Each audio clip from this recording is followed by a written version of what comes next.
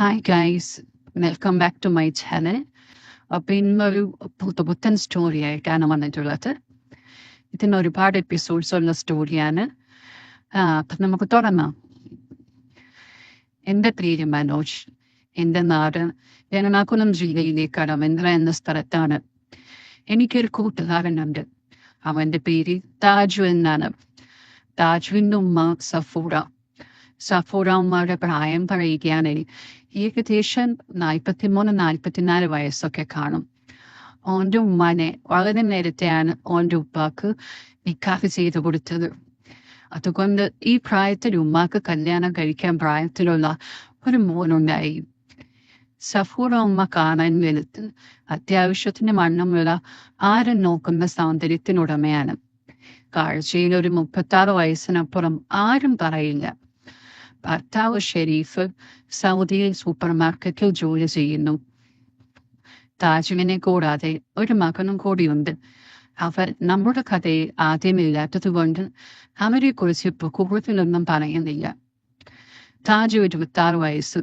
അവന്റെ ഭാര്യ സാബിറ 21 വയസ്സ് പ്രായം. സഫൂറാനെ പോലെ ഒരടാറും മൊഞ്ചത്തി ചരക്കാണ് സാബിറയും. അവരെ പോലെ പറുതയിട്ട് മാത്രം പുറത്തു പോകൂ, അതും ലൂസുള്ള പറുത. കുറച്ച് ഓർത്തഡോക്സ് മനോഭാവമുള്ള കുടുംബമായതുകൊണ്ടാണ് അവരുടെ വേഷം അങ്ങനെ. താജുവിന്റെ ബെസ്റ്റ് ഫ്രണ്ട് ആയിരുന്നു ഞാൻ. എന്ത് കാര്യവും അവൻ എന്നോട് പറയും. ഞാൻ പക്ഷേ അവനെ കൂടുതൽ കൂട്ടുകൂടാൻ കാരണം അവന്റെ വീട്ടിൽ പോയാൽ സഫൂറായിട്ടാനെ കാണാനും അവരെ എന്നും ഓർക്കാനുമായിരുന്നു. ഞാനിടയ്ക്ക് സഫൂറ ഉമ്മ എന്നും ഇത്ത എന്നുമൊക്കെ വിളിക്കാറുണ്ടായിരുന്നു. എന്റെ കൂട്ടുകാരൻ്റെ ഉമ്മ ആണെങ്കിലും അവർ എന്നെ ഒരുപാട് മോഹിപ്പിച്ചുകൊണ്ടിരുന്നു. എങ്കിലും അവരെ കൊതിയോടെ നോക്കുന്നതല്ലാതെ വേറെ ഒന്നിനും തുനിയാതെ വർഷങ്ങൾ കടന്നുപോയി. അങ്ങനെ ഇരിക്കെയാണ് താജുവിന്റെ കല്യാണം റെഡിയായി ഓന്റെ ഉപ്പ ഷെരീഫിക്ക് നാട്ടിൽ വന്നത്. പിന്നീടെല്ലാം വളരെ പെട്ടെന്നായിരുന്നു. അവന്റെ കല്യാണം കഴിഞ്ഞ് എന്റെ ഹൃദയമെടുപ്പ് കൂട്ടാൻ മറ്റൊരു ഹോളി കൂടി താജുവിന്റെ വീട്ടിൽ വന്നത്. അവന്റെ വീട്ടിൽ ചെല്ലുമ്പോൾ കണ്ണിന് കുളിർമ നൽകുന്ന കാഴ്ചകളായി ഓന്റെ ഉമ്മായും ബീവിയും, 2 മൊഞ്ചത്തി ഓറികൾ. എന്നാലും ഓന്റെ നിക്കാഹ് കഴിഞ്ഞതിന് ശേഷം മകന്റെ നല്ല കൂട്ടുകാരനായി ഒരു മകനെ പോലെ കാണുന്ന താജുവിന്റെ ഉമ്മാന്റെ മുന്നിലെത്തുമ്പോൾ ധൈര്യമില്ലാതെ നോർമലായി സംസാരിച്ച് തിരിച്ചു പോരും. അങ്ങനെ ഇരിക്കുമ്പോഴാണ് താജുവിന് അവന്റെ ബീവിയുടെ ഉപ്പ ഖത്തറിലേക്ക് കൊണ്ടുപോകാൻ തീരുമാനിക്കുന്നത്. സത്യത്തിൽ എനിക്കത് ആദ്യം വലിയ വിഷമമുണ്ടാക്കി. അവൻ പോയാൽ പിന്നെ ആ വീട്ടിൽ പോകാനും സഫൂറത്താനെയും സാഫിറാനെയും കാണാനും പറ്റില്ലാന്നോർത്ത്. പക്ഷേ എന്റെ വിഷമം 2 ദിവസം കൊണ്ട് സന്തോഷമായി മാറി. താജു പോകുന്ന അന്ന് അവന്റെ വീട്ടിൽ അവനെ എയർപോർട്ടിൽ കൊണ്ടുവിടാൻ പോയ എന്നോട് താജു യാത്ര ഇറങ്ങാൻ നേരം ചായ കുടിക്കുമ്പോൾ പറഞ്ഞു, എടാ മനോജെ, അറിയാലോ, ഉമ്മയും മോളും മാത്രമുള്ളൂ വീട്ടിൽ. നീ വിളിക്കുമ്പോൾ അവർക്ക് വേണ്ടതെല്ലാം ചെയ്തു കൊടുക്കണം. കാറിന്റെ കീ നീ തന്നെ വെച്ചോ. ഞാനില്ലാത്തതിന്റെ കുറവ് വരുത്തരുത്. എന്റെ മനസ്സിൽ 1000 ഞെട്ടുപൊട്ടിയെങ്കിലും അത് കാണിക്കാതെ ഞാൻ പറഞ്ഞു, അത് പിന്നെ നീ പറയണോ? നീ പോയിട്ട് വിളിക്ക്. അവിടെ ചെന്നിട്ട് മറക്കാതെ ഇരുന്നാ മതി. അപ്പോൾ സഫൂറ പറഞ്ഞു, മോനെ, അതിനെക്കുറിച്ച് ഓർത്തൊന്നും നീ വിഷമിക്കണ്ട, അവൻ വന്നോളും. താജുവിനെ യാത്രയാക്കി ഞാൻ കാർ അവന്റെ വീട്ടിൽ കൊണ്ടു നിർത്തി. എന്റെ വീട്ടിലേക്ക് പോരാൻ നിൽക്കുമ്പോൾ പിറകിൽ നിന്ന് സഫൂറായിട്ട് എന്നെ വിളിച്ചു, മനോജെ, നിന്റെ നമ്പർ എന്റെ കയ്യിലില്ലല്ലോ. എന്തെങ്കിലും ആവശ്യം വന്നാൽ വിളിക്കാനായിരുന്നു. താജു പോണ തിരക്കിൽ ഞാൻ വാങ്ങാൻ മറന്നു. ഞാൻ നമ്പർ പറഞ്ഞു കൊടുത്തു. ഇത്താന്ന് മിസ് കോൾ അടിച്ചോളൂ, ഞാൻ സേവ് ചെയ്യാം. അറിയാത്ത നമ്പർ ആകുമ്പോ ചിലപ്പോ ഞാൻ എടുക്കില്ല, അതാ. അതിനെന്താ, ഇതാ മിസ്റ്റർ ബിസ്, അതാണ് എന്റെ നമ്പർ. എന്നെ എടുക്കാതെ ഇരിക്കരുത്. ഇല്ലത്താ, അത് പറഞ്ഞ് ഞാൻ വീട്ടിലേക്ക് പോന്നു. കുറച്ചു ദിവസം കഴിഞ്ഞ് കൂട്ടുകാരോടൊപ്പം ക്ലബിൽ കാരംസ് കളിച്ചുകൊണ്ടിരിക്കുമ്പോഴാണ് സഫൂറയുടെ കോള് വരുന്നത്. ഹലോ മനോജില്ലേ, ഞാൻ സഫൂറായിട്ടാടാ. നീ എവിടെ? ഫ്രീ ആണോ? ആ പറഞ്ഞോളിത്ത. നീ വീട്ടിലൊന്ന് വരൂ, ഒരു കാര്യമുണ്ടായിരുന്നു. വരാലോ. അത് പറഞ്ഞ് ഞാൻ താജുവിന്റെ വീട്ടിലേക്ക് പോയി. എന്നെ കാത്തിരുന്നത് പോലെ മുന്നിൽ തന്നെ ഇരിക്കുന്ന ഇത്താനെ കണ്ട് ഞാൻ എന്തായിട്ടാ, എന്തേലും പ്രശ്നമുണ്ടോ എന്ന് ചോദിച്ചു. ഇത്ത പറഞ്ഞു, ഇവിടെ നിന്നിരുന്ന ജോലിക്കാരി അവളുടെ നാട്ടിൽ പോയി. താജുവിന്റെ ഉപ്പ വിളിച്ചിരുന്നു. ആൾക്ക് മരുമോളെ കൊണ്ട് വീട്ടിൽ ജോലി ചെയ്യിപ്പിക്കുന്ന ഇഷ്ടമല്ല. വേഗം ഒരു ജോലിക്കാരിയെ വിൽക്കാനാണ് പറയുന്നത്. ഞാനിപ്പോ ഇവിടുന്ന് പെട്ടെന്ന് ഒരാളെ കൊണ്ടുവരിക. ഞാൻ ചോദിച്ചു, ഇത്ത എന്താ പറഞ്ഞു വരുന്നത്?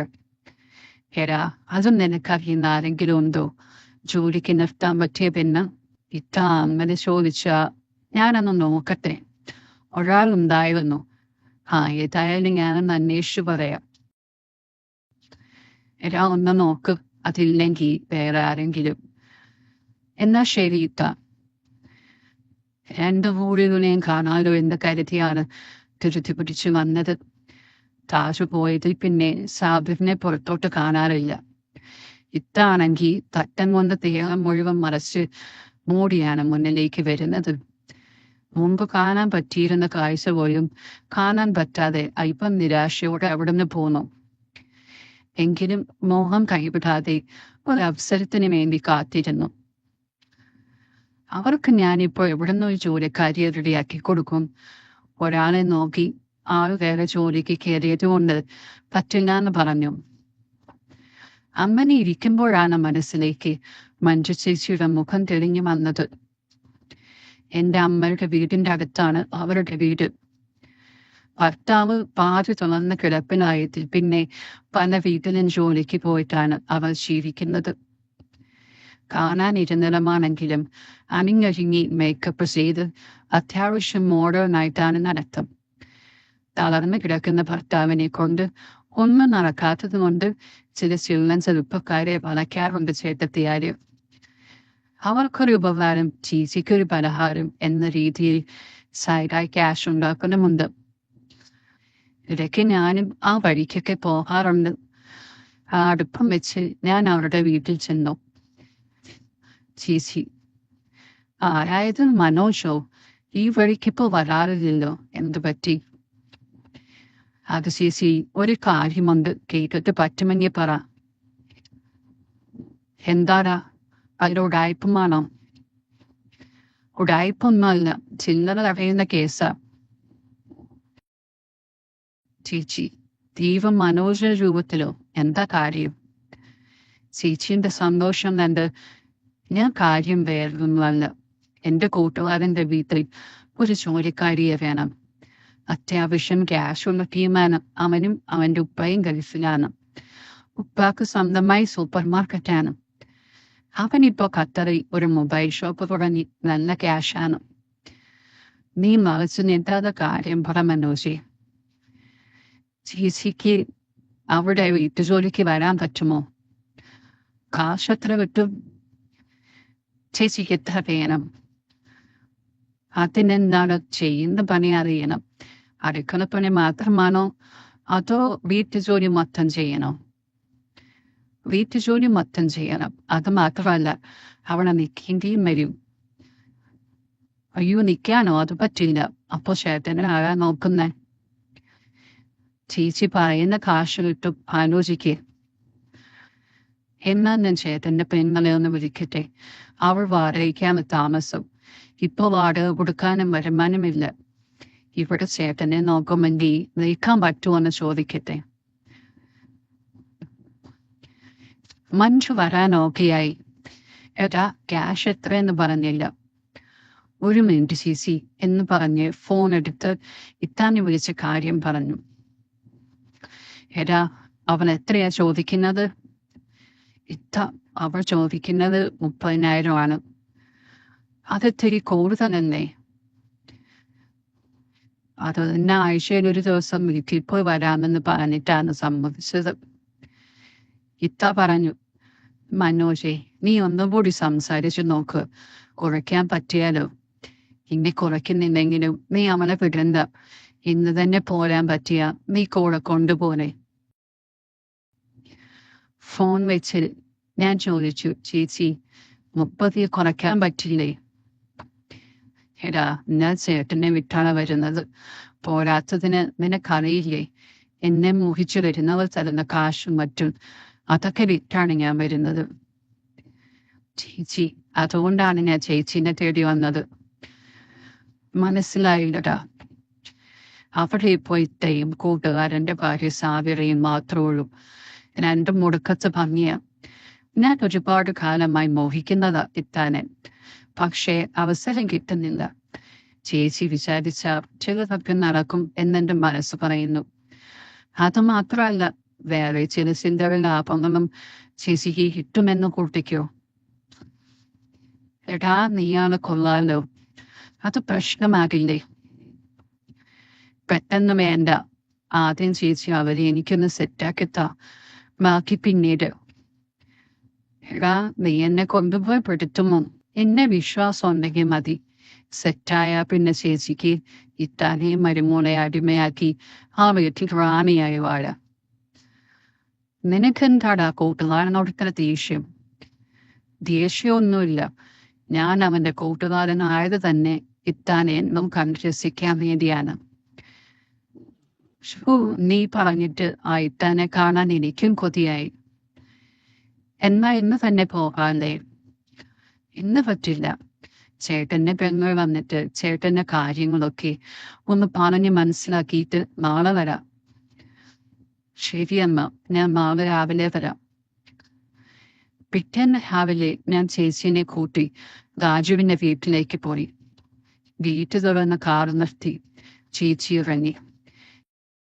ഇന്റർലോക്ക് പതിച്ച് വലിയ മുറ്റത്തിന്റെ സൈഡിൽ ചെറിയ ഗാർഡൻ ഉണ്ടാക്കി ചെടികൾ നിറഞ്ഞ 2 നില വീടിന്റെ സിറ്റ് ഔട്ടിന്റെ അടുത്തേക്ക് നോക്കി.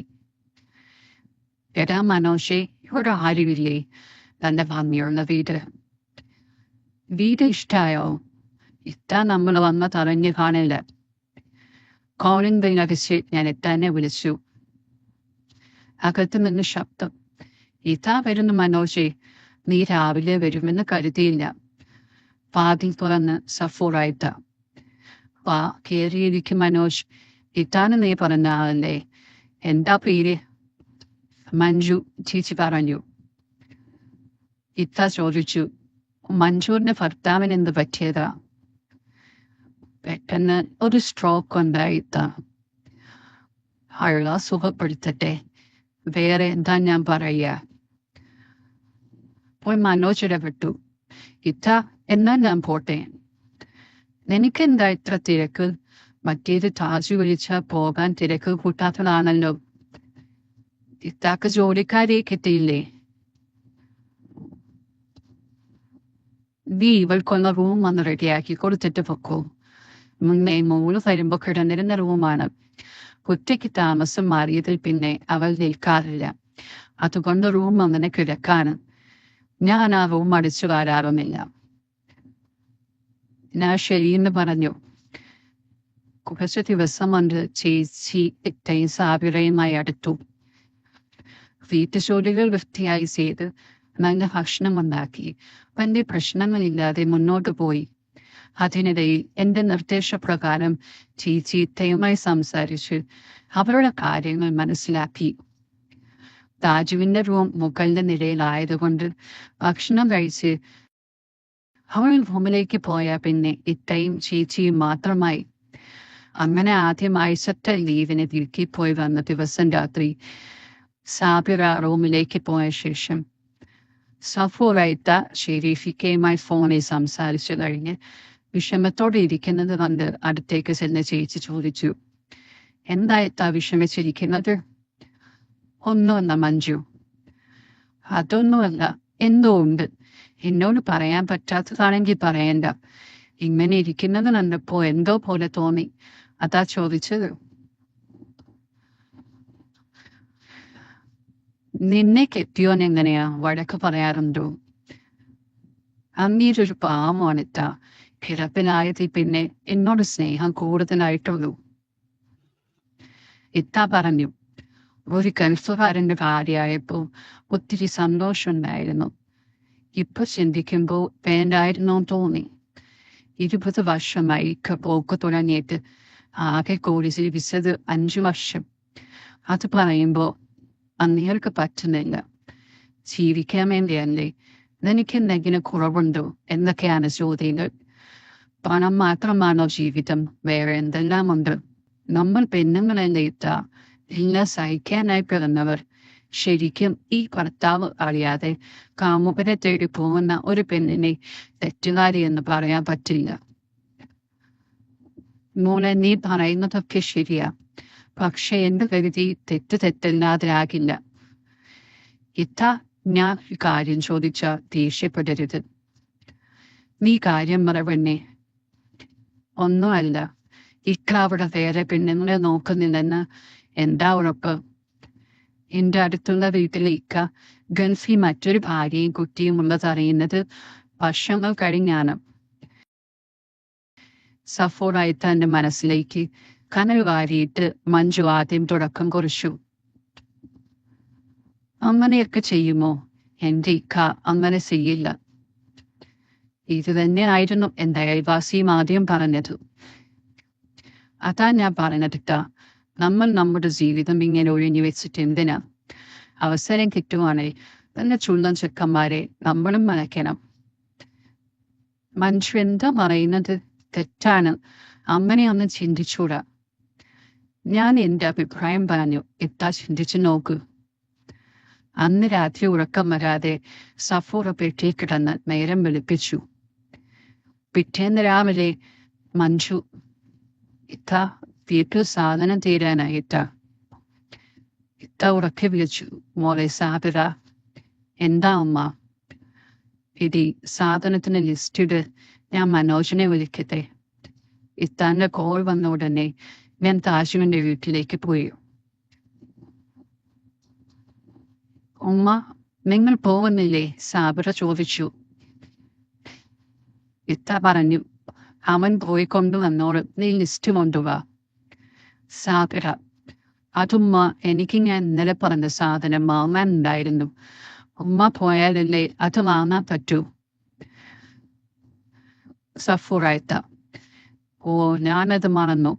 ഞാൻ പകുതി നീ അവൻ വന്ന ഇരിക്കാൻ പറയണം.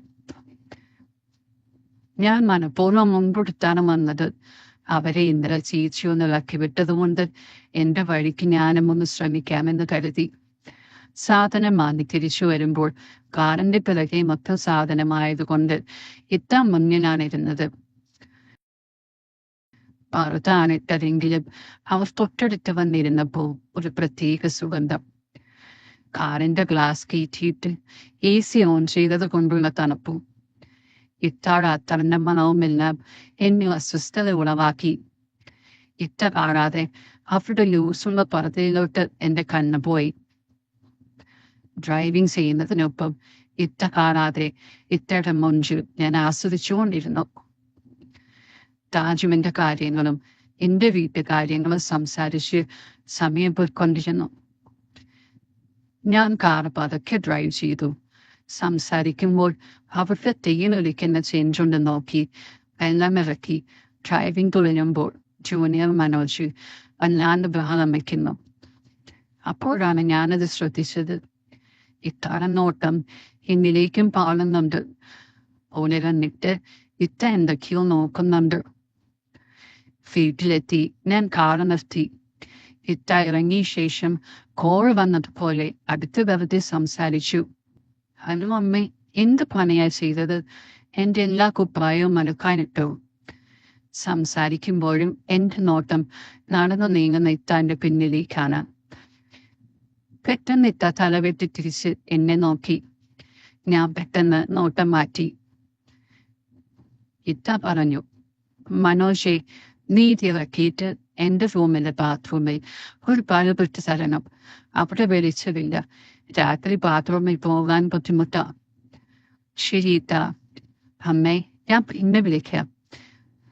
വെറുതെ അവർക്ക് സംശയം വരാതിരിക്കാൻ അങ്ങനെ പറഞ്ഞ് ഫോൺ പോക്കറ്റിലിട്ടു. സാധനമെല്ലാം അകത്തേക്ക് വെച്ച് ഞാൻ ഇത്താന്റെ റൂമിലെ ബാത്റൂമിൽ കയറി. ഇത്ത, ആ ചേച്ചീനെ വിളിക്കോ? എന്തിനാ അവളെ വിളിക്കുന്നെ? ഇനിയൊന്ന് പഠിക്കാൻ ധൈര്യല്ലേ? സ്ലിപ്പായാലോ? നീ കേറ് മനോജ്, ഞാൻ പിടിച്ചോളാം. ബൈക്ക് മാറ്റിയെടുക്കുമ്പോൾ അവർ അറിയാതെ താഴേക്ക് നോക്കുമ്പോൾ ഇത്ത എന്നെ നോക്കുന്നത് ഞാൻ കണ്ടു. താഴെ ഇറങ്ങി. ഇത്തരം മുഖത്തെ ഇന്നുവരെ കണ്ടിട്ടില്ലാത്ത ഭാവം കണ്ടപ്പോൾ തന്നെ എനിക്ക് കാര്യം പിടികിട്ടി. ചേച്ചീന്റെ വാക്കും എന്റെ ഇന്നത്തെ ദർശനവും കൊണ്ട് ഇത്തന്റെ താളം തെറ്റുന്നുണ്ട്. അന്ന് രാത്രി പതിവ് പോലെ സാബിത കിടക്കാൻ പോയ ശേഷം പണിതിനകത്ത് കിടക്കാൻ തിരക്കിട്ട് പോകുന്ന ചേച്ചിനെ വിളിച്ച് തന്നെ അടുത്ത് വിളിച്ചിരുത്തിയിട്ട. എന്താ മഞ്ജു, ഇന്ന് നേരത്തെ കിടക്കാണോ? നേരം ഒരുപാടായില്ലേ ഇത്ത? ഞാൻ മഞ്ജുമോള് ഇന്നലെ തണലിനെ കുറിച്ച് ചിന്തിക്കുകയായിരുന്നു. എന്താ ഇത്ത? മനസ്സിലായില്ല. ഇത്താന്റെ വായിൽ നിന്ന് തന്നെ അത് കേൾക്കാൻ വേണ്ടി മഞ്ജു ചേച്ചി ചോദിച്ചു. അല്ല, ആണുങ്ങൾ കല്യാണം കഴിച്ചാലും വേറെ പെണ്ണുങ്ങളെ നോക്കുന്നതിനും മറ്റുള്ള കാര്യങ്ങളും ചെയ്യുന്നതിനും ഒന്നും മടിക്കില്ല. നമ്മൾ അവർക്ക് വേണ്ടി സ്വയം ജീവിതം ഒഴിഞ്ഞു വെക്കും. ശരിക്കും മോള് പറഞ്ഞതുപോലെ ജീവിക്കുന്നതാണ് ശരി. ഇത്ത, ഞാൻ പറഞ്ഞപ്പോ ഇത്താക്ക് തെറ്റായല്ലേ തോന്നിയത്? ഇത്ത പറഞ്ഞു, അത് പിന്നെ ആരെങ്കിലും അറിഞ്ഞാൽ പിന്നെ തീർന്നില്ലേ? അപ്പൊ നമ്മൾ ചെയ്തത് തെറ്റായി എന്നല്ലേ പറയുക? സത്യം അവർക്കറിയില്ലല്ലോ. ചേച്ചി പറഞ്ഞു, ഇത്ത, അതിനാരും അറിയാതെ വേണം എന്തും ചെയ്യാൻ. ചിലർ കുടുംബത്തിൽ നിന്നുള്ളവരെ നോക്കും, ചിലർ പുറത്തു നിന്ന് അടുത്തറിയുന്ന ആരും സംശയം തോന്നിക്കാത്ത ആളുകളെ നോക്കും. ഇത്ത ചോദിച്ചു, മഞ്ജു, നിന്റെ കെട്ടിയോ കിടപ്പിലായിട്ട് നീ ആരെയെങ്കിലും ഇങ്ങനെ നോക്കിയിട്ടുണ്ടോ? അത് പറഞ്ഞ എന്നെ ഇത്ത ജോലിന്ന് പിരിച്ചുവിടുമോ? ഇല്ലടി തന്നെ, നീ പറ. ചേച്ചി കുണുങ്ങി ചിരിച്ചുകൊണ്ട് പറഞ്ഞു, കല്ലിയായിട്ട എല്ലാം തെറ്റെന്ന് പറയും, എന്നിട്ട് എല്ലാം അറിയാൻ വേണം. നീ പറയുന്നുണ്ടോ പിന്നെ? ഞാനങ്ങനെ നോക്കിയിട്ടുണ്ട് ഒരാളെ. ആരാ മഞ്ജു ആള്? ഇത്ത അതറിഞ്ഞിട്ടെന്തിനാ? ഞാൻ ആരോടും പറയാൻ പോകുന്നില്ല പിന്നെ. അത് പറഞ്ഞ പ്രശ്നാണിത്ത. മനോജാണോ? ഉടനെ ഇത്ത ചോദിച്ചു. ഇത്ത എന്താണെന്ന് ചോദിച്ചത്? ആണോ അല്ലയോ, നീ അത് പറ. ഇത്താക്ക് നോട്ടമുണ്ടോ? ആരും അറിയില്ലത്ത. മഞ്ജു, അവൻ എന്റെ മോന്റെ കൂട്ടുകാരനാണ്. സാബിർ എങ്ങാനും അറിഞ്ഞു? ചേച്ചി, നാളെ രാത്രി ഞാൻ അവനോട് വരാൻ പറയാം. ഓളുറങ്ങാൻ പോയാൽ പിന്നെ താഴേക്ക് വരില്ലല്ലോ, പിന്നെന്താ? അടുത്ത ദിവസം രാവിലെ ചേച്ചിയുടെ കോൾ. എടാ മനോജ്, നീ ആഗ്രഹിച്ച ദിവസം എത്തി. ഇന്ന് നിന്റെ സ്വപ്നം പൂവണിയാൻ പോകുന്നു. സത്യാണോ ചേച്ചി? അതെടാ. താങ്ക്സ് ചേച്ചി. അന്ന് രാത്രി എന്റെ ആവശ്യപ്രകാരം സഫോളത്ത പാത്ത കൊടുത്ത് ഒരുങ്ങി നിന്ന് എല്ലാം സെറ്റായപ്പോ ഞാൻ താജുവിന്റെ വീട്ടിൽ കയറി മഞ്ജു ചേച്ചിനെ കാവൽ നിർത്തി അവന്റെ ഉമ്മാന്റെ റൂമിൽ കയറി കഥ വരച്ചു. ഇത്ത എന്തിനാണ് അടയ്ക്കുന്നത്? ഇത്താക്ക് ഇങ്ങനെ ഒരു ആഗ്രഹം ഉണ്ടെന്ന് എന്നോട് പറയാമായിരുന്നു. വെറുതെ ആ ചേച്ചിനെ അറിയിച്ച്. മനോജ്, എനിക്ക് പേടിയാവുന്നു. നീ ആരോടും പറയരുത്. ഇത്ത, സാധനം വാങ്ങാൻ പോകുമ്പോ ഈ പറുത കൊടുത്ത് കണ്ടപ്പോ ഞാൻ കരുതിയില്ല ഇത്താനെ ഇങ്ങനെ അടുത്ത് കിട്ടുമെന്ന്. വായിട്ട ഇങ്ങോട്ടടുത്തിരിക്കെ. ആദ്യമായി ഭർത്താവല്ലാതെ അന്യപുരുഷന്റെ മുന്നിൽ, അതും തൊട്ടടുത്തിരുന്ന് സഫൂറാനെ തട്ടമിട്ട് പുറത്തു പോകുമ്പോൾ ഒരുങ്ങിയതുപോലെ ഒരുങ്ങിയിരിക്കുന്ന അവളെ എന്റെ അരികിലേക്ക് ചേർത്തിരുത്തി. റോമയിൽ അത്തറിന്റെ പരിമളം പരന്നു. ഈ സ്റ്റോറിയുടെ ബാക്കി പോർഷൻസ് ഉടനെ വരുന്നതായിരിക്കും. അപ്പൊ ഈ കഥ നിങ്ങൾക്ക് ഇഷ്ടപ്പെട്ടെങ്കിൽ ഒന്ന് സപ്പോർട്ട് ചെയ്യുക. നിങ്ങൾ എല്ലാവരും നിങ്ങളുടെ അഭിപ്രായങ്ങളൊക്കെ കമന്റ് ചെയ്യണം.